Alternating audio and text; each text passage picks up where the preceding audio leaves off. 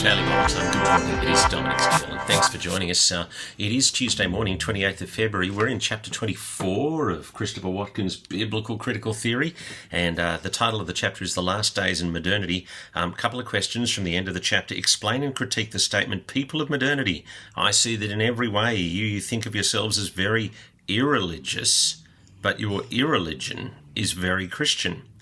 What are the twin ideas of the individual, or why are the twin ideas of the individual and the universal important for an understanding of late modernity? Explain how early Christian martyrs introduced a new sort of heroism into society, and what is the migration thesis of the secular?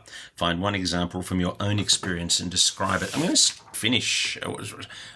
going to start with that last point.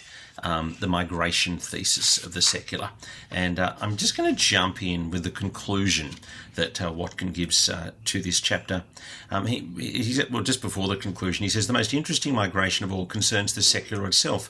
Claiming to have chased religion from its home, the secular has moved in and kept all the furniture.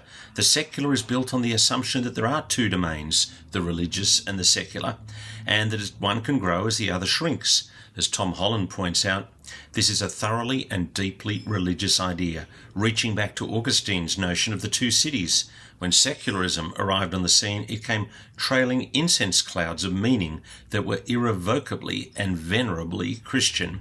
And the very idea of secularism witnesses not to Christianity's decline, but to its seemingly infinite capacity for evolution.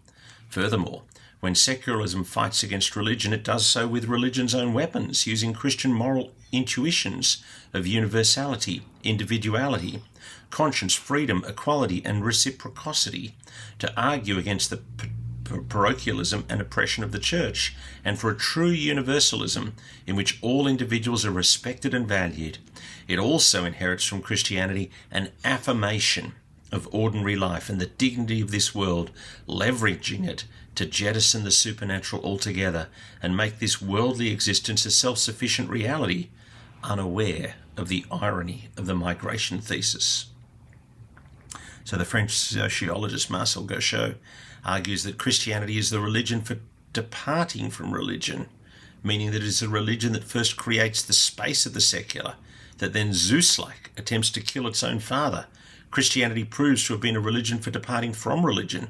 For this reason, Christianity remains the most relevant religion in a post-religious society, especially in Catholicism in Europe, where, as distinct from America, Christianity has taken a stand against the world that issued it.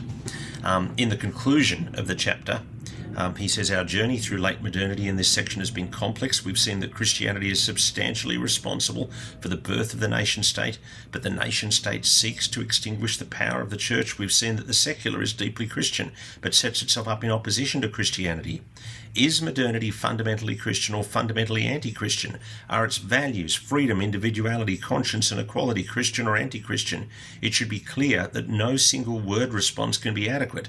Modernity is a Christian heresy, and heresy is neither unrelated to orthodoxy nor just the same as orthodoxy. To live as a Christian in the last days of late modernity is to live amidst a hegemonic cultural heresy, neither utterly alien to the faith nor a faithful continuation of it. The situation demands of Christians a subtlety and discernment perhaps unprecedented in the history of the Church.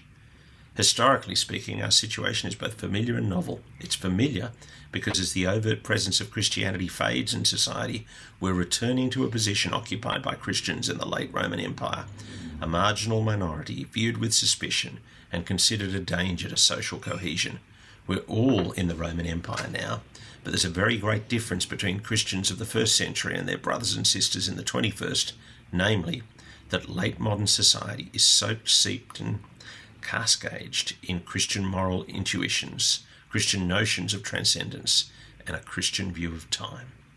This leaves Christians in a peculiar situation, marginal on the surface, but central to the society's undercurrents of consensus. Christian figures are tacitly assumed and explicitly rejected by our media, politicians, and business leaders. And what is more, Christianity provides the very ethical architecture by virtue of which it is rejected. It is as if our society itself has become cross-pressured It cannot reject Christianity without affirming its Christian moral intuitions, and it cannot affirm its Christian values without corrupting them in a nation-state and market that fail to substitute for a transcendent, loving God. Super helpful. Thanks for joining us on Daily Bible Time. Tomorrow we look at eschatology and the apocalyptic. Looking forward to it. God bless.